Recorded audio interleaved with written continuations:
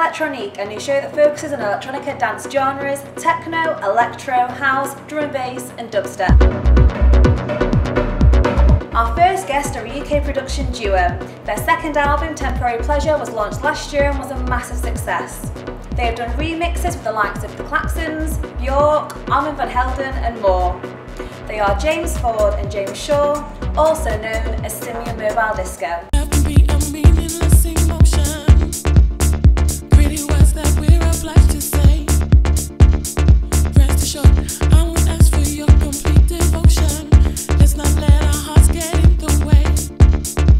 Simian Mobile Disco, you guys are a band, you also DJ together as well.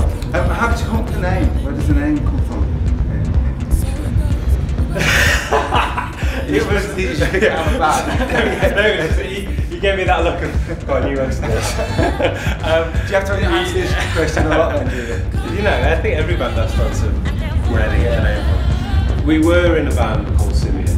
Right. And okay, yeah. We did a mix, it was like a band, I was the drummer, he was the guitar player. Right. There were two others. And we made up the name Simian Mobile Disco for like a mixtape. Right. While we were in the band and we started DJing.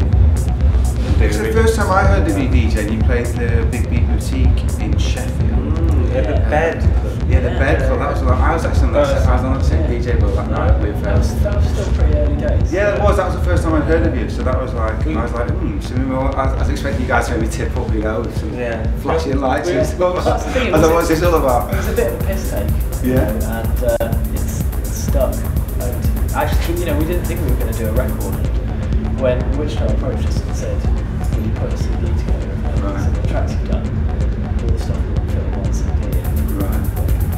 We've actually wanted that material, so right, we better think of a name for it, because like, this is rubbish. Right, but then it just... They were like, well, you know, you've been DJing for a couple of years now, tough luck, that's it. You stuck with it.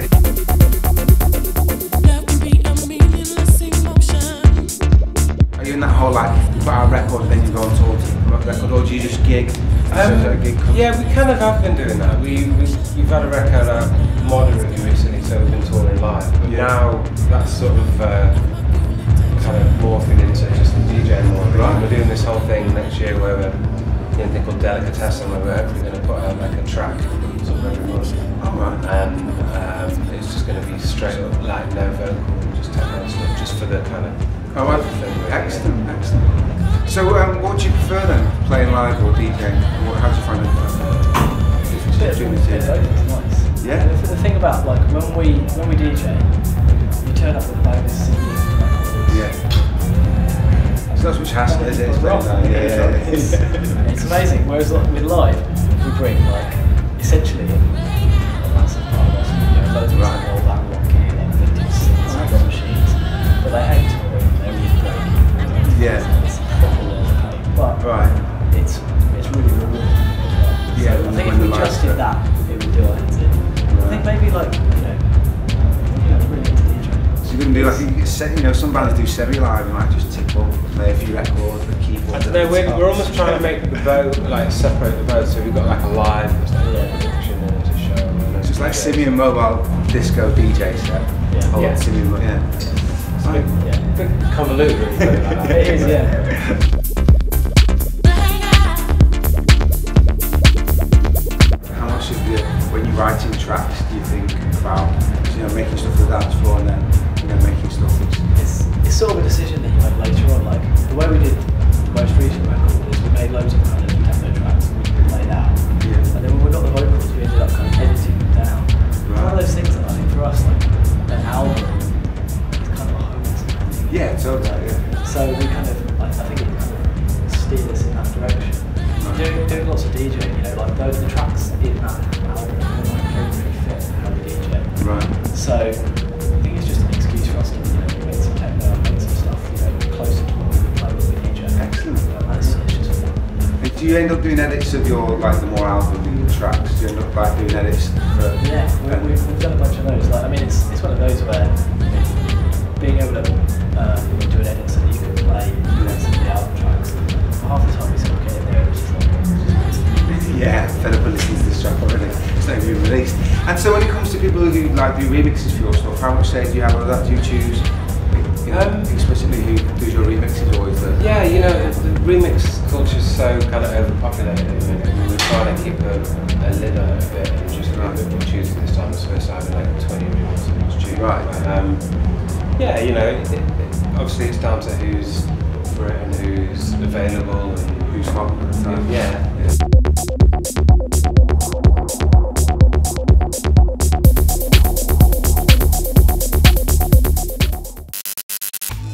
This next guest started off his career by running an acid house club back in 1988. Later on, he became a DJ and has produced countless jungle classics.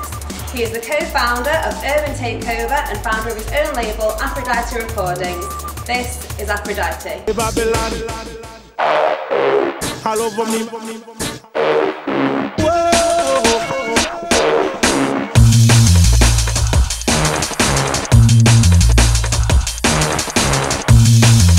Let's take it right back to 92, when you first began. Tell us about what was going on at that time and where you decided that you had to make tunes yourself. Well, it was meeting Mickey Finn, who you interviewed as well. Yeah. We did a tune called Some Justice, and that went big. Yeah. And it was at that moment I thought, right, okay, I'm going to do music, try and do it for a full time. As on a professional level. Yeah, and for the next 5 years I earned nothing. And then Jungle was born. Is that when you set up Aphrodite Recordings? 92, was it? Yeah, I started up Aphrodite Recordings in 92 as an outlet for my own stuff. Yeah, of course. And I was, you know, releasing stuff. But it was a tune called A-Zone, Calling the People, which I did. Right, and that kind of like drew me into the jungle scene, which kicked off in 94. Right, And then things went very well for me for about the next 4 years. We Enter was that 95? We Enter was 1993. Was it that early? 92, 93. Right. I must admit, for the record, I absolutely love that tune. That's like in my top 5. Oh, really? Top 10 tunes Really? of all time. Yeah, without doubt. Absolute That's a classic. good one. The strings at the start. Yeah, I love it. I love the voice and the beat as well. Was the beat was Well, that? at the time, I was toing and froing with I think Busy Bee, Foul Play, because there was a few people still producing on Amigas, and I was producing on the Amigas. You can always being with you. Yeah, and no, not with me, but Right. you know, I never met Foul Play, but I was kind of competing with them because their beats were going all over the place, and so were mine, and so were Busy's. Because we worked in a completely different way to all the other producers on the scene. Yeah, right. We were into this chopping up beats and all that kind of mad thing, and that was my forte, and that's what I loved. So let's move on to like 94, 95, when jungle was really big at that time. Oh, yeah, It's like, I mean, jungle was never been bigger than it was in '94. Yeah. You know, it was the biggest thing. It was the biggest music in the whole of Britain by far. Why do you think that was? I don't know. Do you think that was something that people were waiting for? It was like the same explosion that happened in '88, '89 when raving, and then '91 with the hardcore. Yeah. That same explosion happened with jungle in '94. Yeah, true. And I'm not quite sure if we've had a musical explosion on the same level since. Well, funny enough, we had an interview with Ray Keith a few weeks ago, and he was saying like, where it is now, it's had to go back to where it was originally, because it's just gone that far where people are not really feeling it no more. It's not really drum bass. Well, a lot of problems with some of the drum and bass I get is it's not drum and bass, it's drums. Yeah. And or drums and mid-range. Drums and mid-range noises. So bassline is what makes you dance. It's what we love. And so it's added to that fractioning of the scene. Now you have a lot of bass lines are in dubstep, and that's great. And now the hard kick drums are creeping into dubstep. I've noticed that. And bass lines are kind of creeping back in. But I've got to be honest, the best thing about the scene, the whole music scene at the moment, is it is so varied in what you can play and what you can get away with.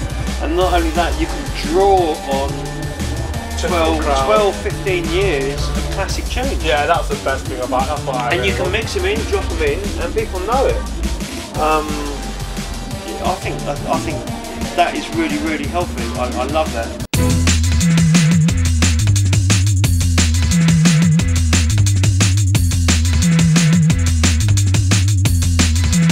So let's talk a bit about the the actual software and the hardware that you was using to build these tunes. We was talking to Mickey Finn before. He was saying that you're using 2 Amigas and very much adapt to them 2 Amigas. Do you find that's where it is now? It's like once you understand one piece of software, you don't have to move on. And well, you'll see there's a kind of, and you'll feel it as well. If you look at just drum and bass, say for instance, you'll see there was a lot of successful producers in the 90s that went kind of flat when we went into the new millennium. And it's like, well, I'm sure they can still produce music, but why didn't it sound good? It's because it took me at least 2 or 3 years to realise how different working with digital music is to working with analog. Analog, I knew where I was going. I could push it into the red, keep it there, take the thing off. I didn't have to use compressors. You could just maximise everything already, and then change the waveform and do various things in your editing. But as soon as you went to the digital realm, all those rules added distortion. Practically everything I was doing would add distortion and make the music sound poor. So it took me ages to kind of get around to, like, what's going wrong? Why does it sound good? And you'd push it. And of course, less is more with the digital range.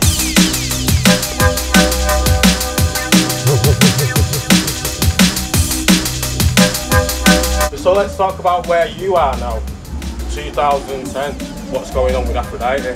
I'm just building a new studio. I've just moved house, so I'm building a new studio. I will endeavour to go back in the studio.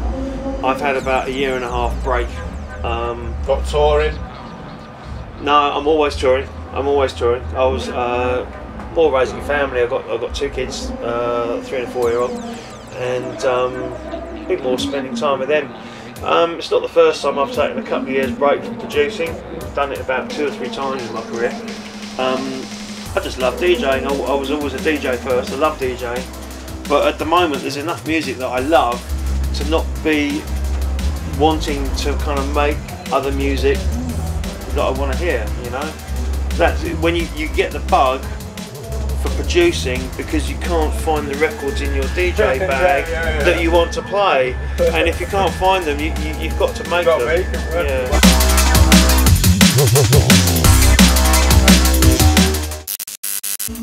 Genres are constantly changing and evolving into subgenres. Fidget House is a recent example of this and is a form of electro house. Our next 2 guests are here to discuss this and their new label, Wonk Records. It's Wonk and Rusco.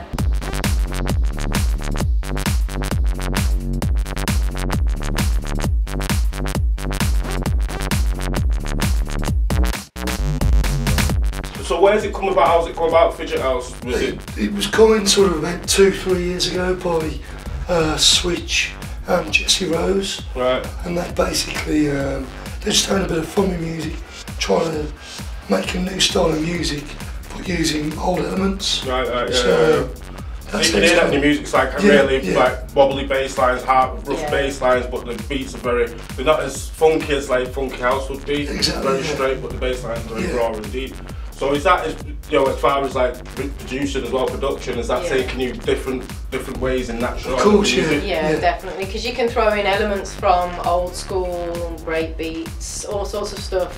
I mean, there's tracks going around at the moment with 20s cuts in them and stuff like that. Right, and it's just, you can basically just throw anything in you like and mix it up and just have fun with it.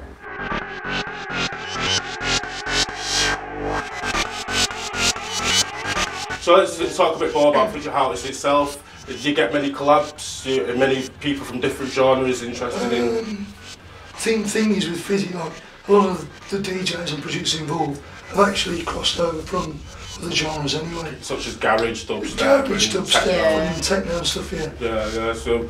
Like the biggest names in the scene really have come from hardest and techno. Yeah, exactly. Backgrounds. But do you feel like the people that have moved from them backgrounds, the backgrounds that they've moved from has become stagnant? Kind of, yeah. And it helps because they can bring elements from like the breakbeat genre, they can bring those elements in, or the hard dance genre, they can bring all those elements in. So it helps them stand out as a producer and give something slightly different.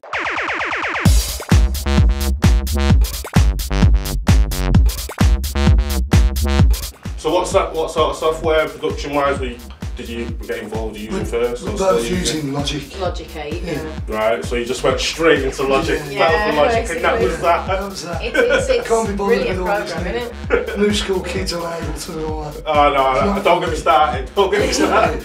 So what about outboards? Have you ever used like Akai samplers or? I've got a virus.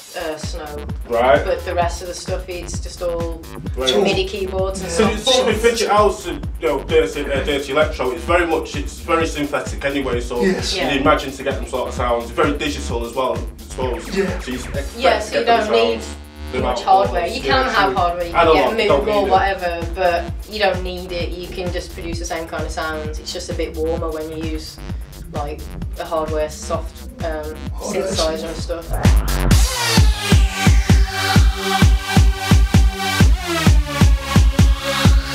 So let's talk a bit about the touring and taking that elsewhere. How has been received Fidget House, Dirty Electro in other countries? Yeah, it was just off the hook. You don't realise.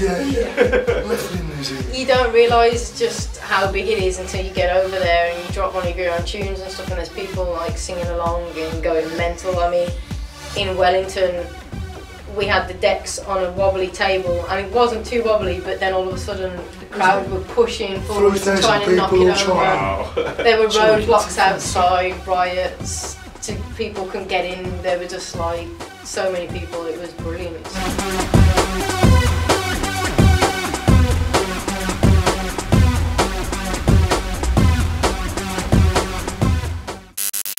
Within this next interview, we have dubstep DJ and producer, who's the owner of 3 labels such as Sub Soldiers, Dub Police and Storming Productions. He has remixed the likes of Deadmau5, Ludacris, Depeche Mode and more. This is Caspa with the leading dubstep MC, Rod Aslan. What's up, rude boy?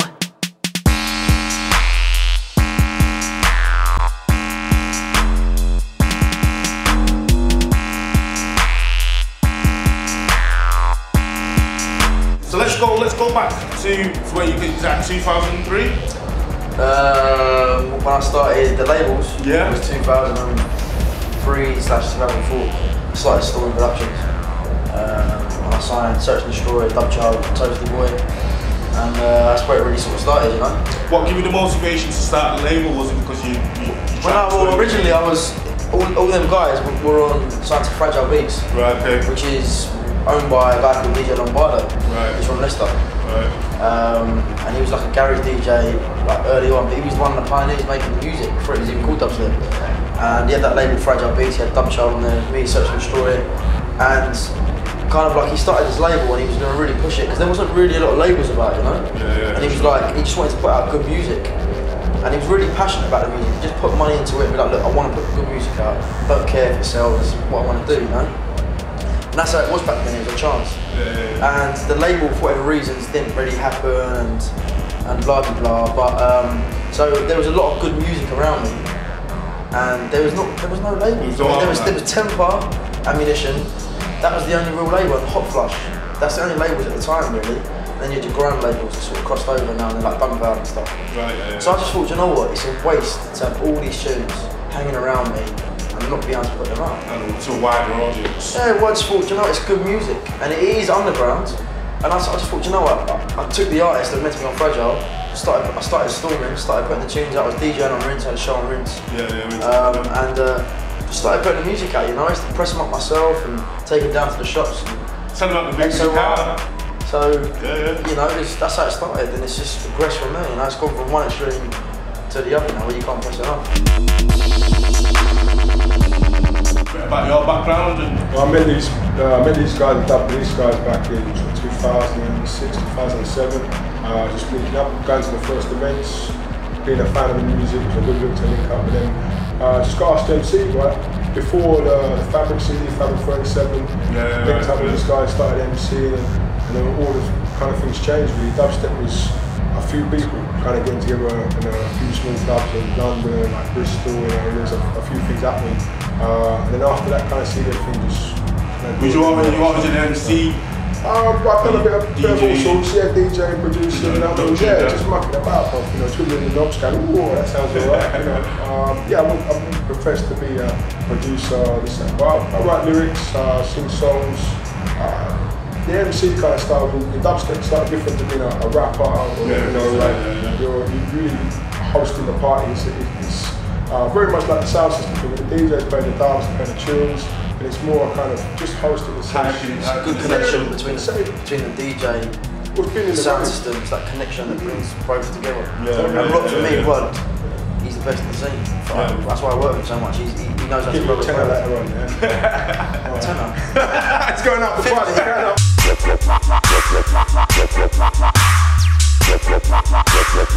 Let's talk about, let's talk about the US market. The US market, as you know, you very well know yourself, it's a massive market. It's very hard, very hard to break, as everyone knows, straight down from drum and bass to pop, up to pop, So how did Smog come about? So, dubstep back there's been a natural progression. We went out there, our first time I played there was 2006, and it was an underground thing, people putting parties on because they love the music.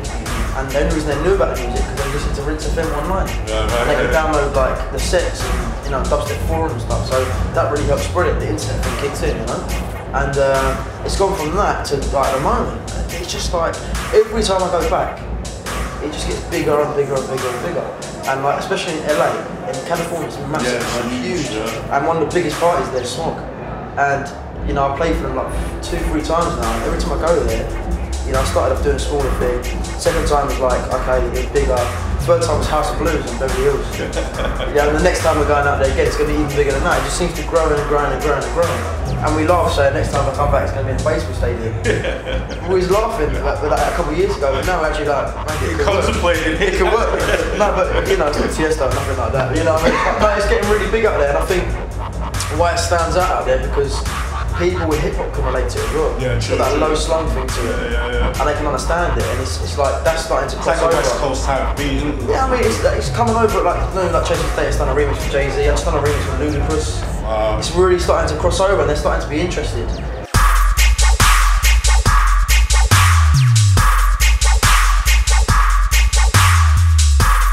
I think America is the biggest market at the moment. For me, the most important market for me is UK. Yeah, but outside the UK, Australia as well. I know that. It's to be honest with you, we played a lot of places. Israel, Russia, guys from Russia, Australia, New Zealand. It's from guys all over the place. You play them, you tear your head off. Tough. This guy, coming out of Moscow, he's sending some tunes. You're thinking, bloody hell, she's tough. Proper hard rhythm, and you're thinking, this is a worldwide music. It is, into it, making a tune. It's not a London thing, man.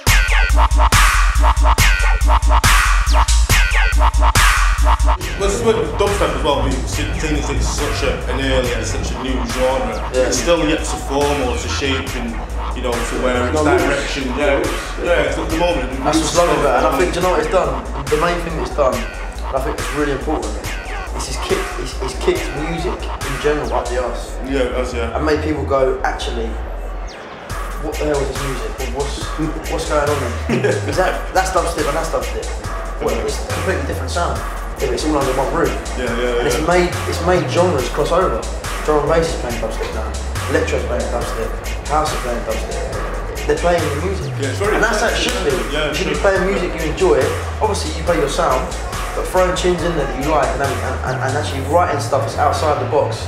That's what it's about. It's about power. And it's done that. It's done that to music. It's really made people look at music a different way and put music out a different way. Distribute it a different way.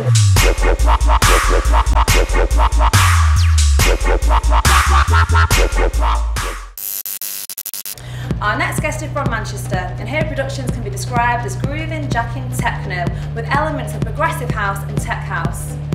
This year has already been a busy year touring around the world with her recent remix for Zoo Brazil.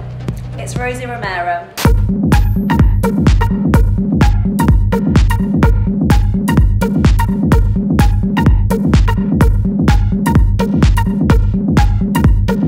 You've had a lot of remixes and productions out. You've worked with Zoo Brazil, Hoxton Horse. You've put some stuff out on Tiesto's label. That's right, yeah. I've just done that remix for Zoo Brazil. That'll be out in January on Tiesto's label. Excellent. And one for Kevin Andrews from the Hoxton Horse. That was myself and Chris James. That's going to be out next year. So yeah, I'm working on the remixes, and also I've had a couple of EPs out this year. Right. One EP on Deluxe Recordings and another EP which has just been released on Omnis Recordings, which has had quite a lot of support. Dave Seaman has supported it, Nick Fanciulli, so yeah. Yeah, some big hitters on there. Yeah, some big names, just working away, getting my head down, and I've just got back from playing in Egypt for the Ministry of Sound as well. How was that? How did that go? Really, oh, it's amazing out there.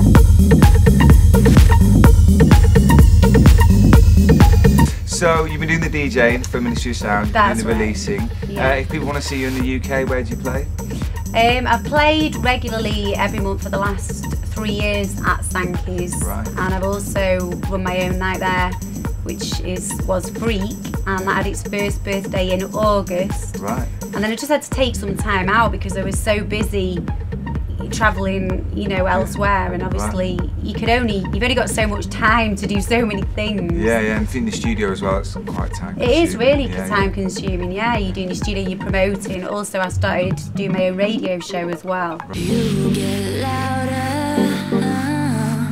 And is that available on the internet as well, did you say? Yeah, you can listen online, and I do that. I've just started, basically I play sort of all the promos, you know, obviously from all the up and coming DJs. Yeah.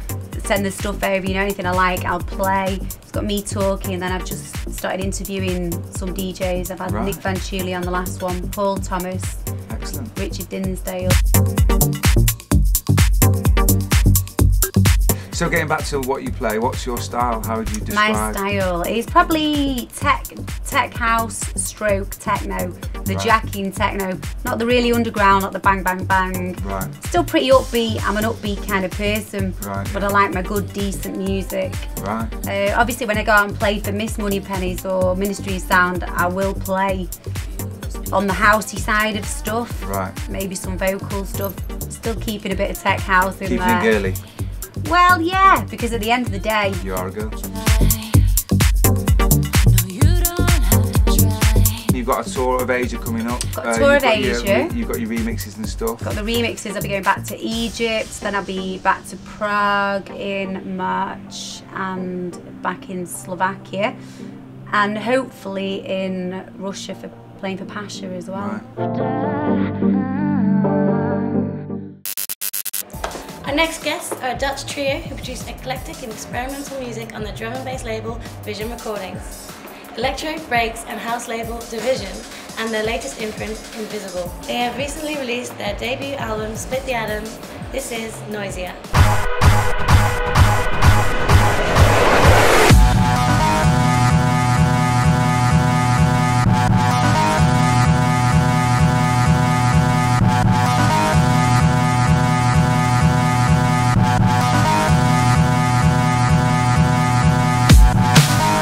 Take it back to like 2003, is that your first track there? Can you tell us a bit about that track, the name of it? And yeah, the first single that we released was on Scottish label Nerve Records. The A-side was Silicon, it was a solo tune by us, and the B-side was a tune called Tomahawk. We did it with American producer Mayhem from Atlanta. Right, okay. And actually he found our tunes online on electronicscene.com. We used to post there like since 2001 or something, just to get feedback, and it was the only place that hosted like MP3s by amateur producers who wanted to just get feedback basically. And he found some of our tunes, and he signed a couple of our tunes. It took him a while to set up his label back then. So that wasn't actually, the tunes that he signed weren't the first ones to come out. But in the meanwhile, he came over for a visit to Holland, and we we wrote Tomahawk with him, and in the meanwhile, we wrote Silicon by ourselves.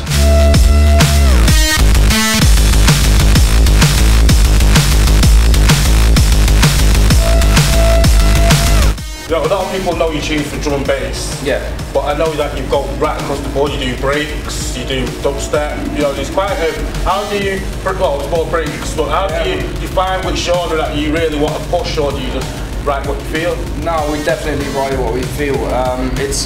We've always been doing everything. It's just that more recently we've actually started like showing the world. Right. Like what we're about. But I mean, we started off writing like shit, like really bullshit music to make ourselves laugh. Yeah, of course. Apart from commercial side. Not even that, just like really silly shit. And we never like intended to release any music or anything like that. I started making, personally, I started making hip hop and trance music. And Nick and Tides were doing like sort of big beat or Fatboy Slim stuff. Right, that sort of stuff, but with like silly organs and harmonicas and shit. Quite quirky. Yeah, just random stuff. And at some point we discovered drum and bass.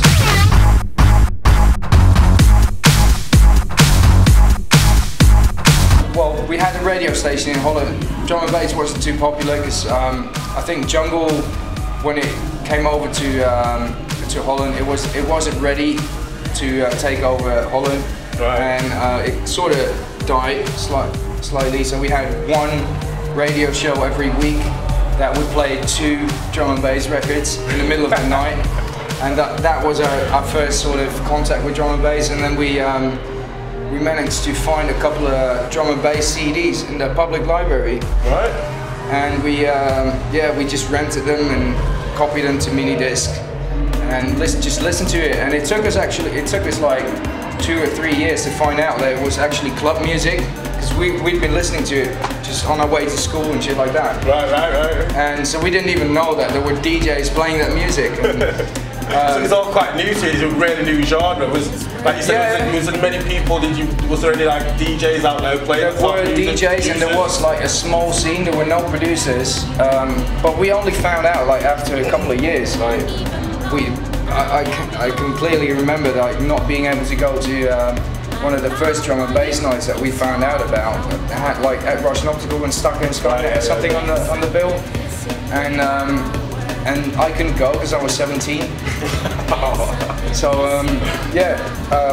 it was really good when we found out, and I think that still influences our music today. That we really saw drum and bass as music to listen to as well as to rave to.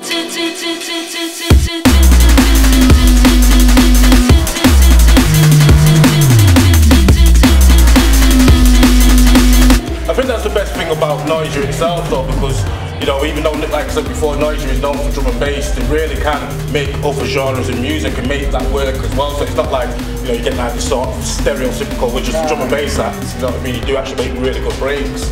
Yeah, well, the thing is, we never intended to, like I said, we never intended to like become a big artist or whatever. So we never tried to make it in the drum and bass scene. Right, we just wrote lots of drum and bass tunes at some point, and yeah, we're obviously very happy that they got picked up by big labels and that we got bookings and stuff.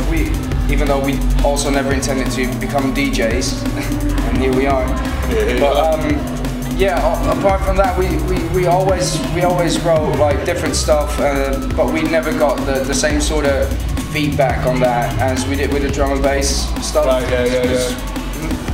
No one actually heard it, and we didn't feel like starting all over again by starting to put demos on forums and stuff like that, as we did with drum and bass. But at some point, we got quite confident about the quality of the music that we wrote on the site. Started getting a lot of airplay, radio, and no, but before that, even like with the non-drum and bass stuff. Okay. So yeah, at some point we were like, fuck, this is Noisia as well. Why not fucking release it? That's Noisia. Or at least like send it out to a couple of people, see what they say, and they were really like positive. And so we started to release some of that shit as well. Put the ad.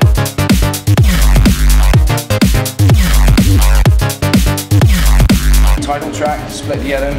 It has a slightly more convenient video that comes with it as well. And then like the album's basically based on the fact that we want to really present ourselves as being a bit more versatile than drum and bass, just drum and bass. So it's more eclectic? Yeah, it's definitely eclectic. I think that's the most appropriate word for it. And then there's like little skits, like there's quite a few like minute-long bits on there. Because we write millions of those, and we never found a place for it, and we were like, we can't really finish these as tunes since they're just done, and you would just take all the beauty of it away if you just write them out even further. So I think it was keeps it raw. Yeah, it keeps it like this is the way we listen to those little clips. Yeah, sure. This is the way we obviously wrote them the way we'd like to hear them, and yeah, why not just put it on there as little bits.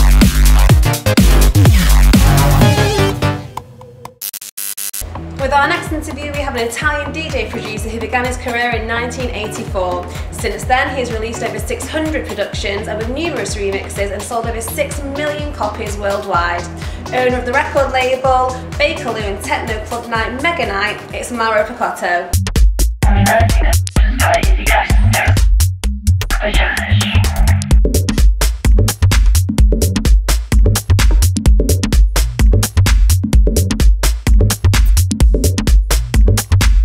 Sort of have a bit of a chat about in history now. When I was 15, 16, I used to play trance and I was playing Blizzard and all that sort of stuff. What happened with you? So you made that transition, late 90s, you were trance, and then coming up 2001, that was when Bakerloo came about. Like, what happened with you so that thought process, so that you changed more into techno, how did that come about? But because in my life I always like the challenge to change, because when something comes too popular, I feel that it's time to change for me and try to find something new. Okay.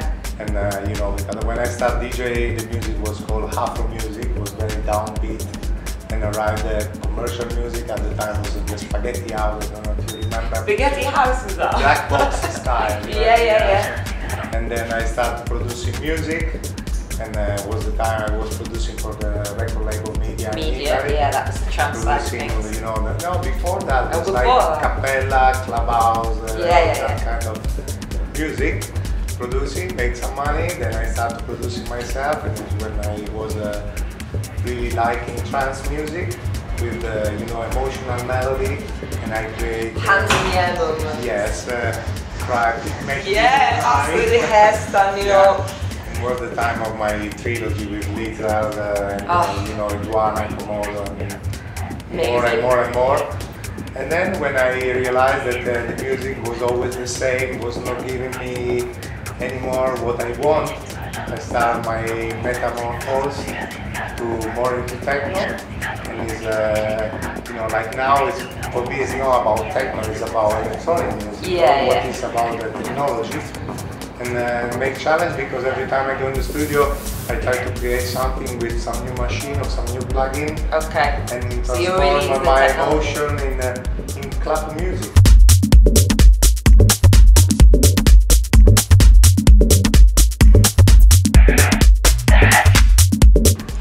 So how's your production style and things? How did that change from going from trance to techno? Trance to techno was just because you know, trance is the music more popular, you say, especially when you're young. It's the easiest to understand, the melody and everything. Techno was more a challenge because it was more difficult to producing, and producing quality techno is not easy. And for me it was a new adventure. That's the one. I felt, okay, it's time to change. And I just turn my back and say, okay, I want to do something different. How did you find that techno's quite, people into techno can be quite elitist about music? They can be, you know what I mean? So they can take it too seriously. How did you find you were received? When you're talking about purists, they are like, sometimes they are just full of, they're just full of shit. But for me the music is more about, you know, to look for something that not doesn't exist, but make you feel the energy and the emotion the same as a popular track without being popular. But maybe it will never be popular. Yeah, that's popular the most in its field. Yeah, and for me, techno had that characteristic.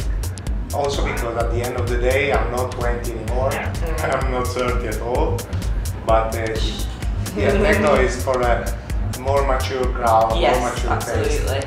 That's why I fell for that kind of genre, especially then when it's like in the middle from house to techno, for growing up people.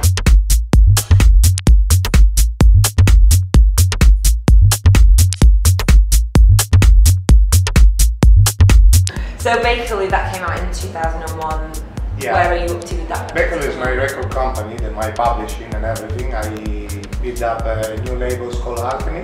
Okay. And it's where I release all my new track. All my stuff is on Alchemy label.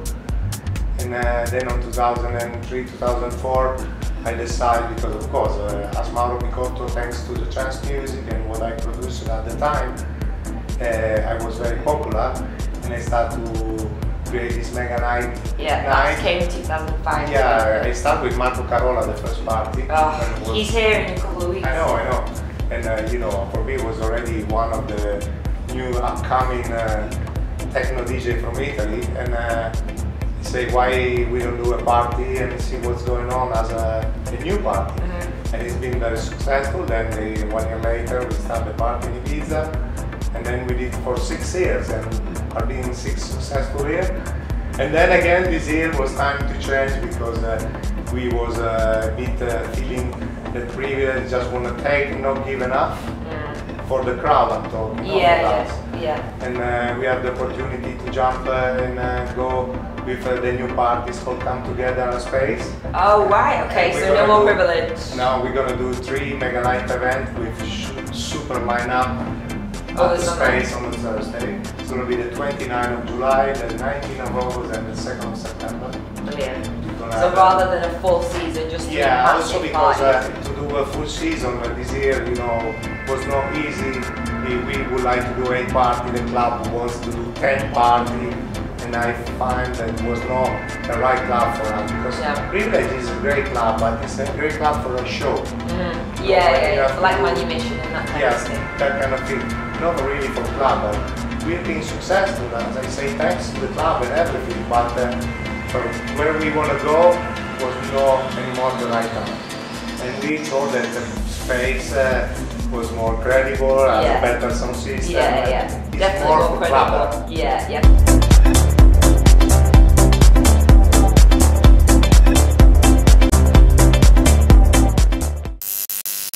That's it for this edition of Elek Tronique, but you can catch us on our next show with more interviews and music. For more details and a chance to see the full interviews on all our featured guests, please visit electronique.tv.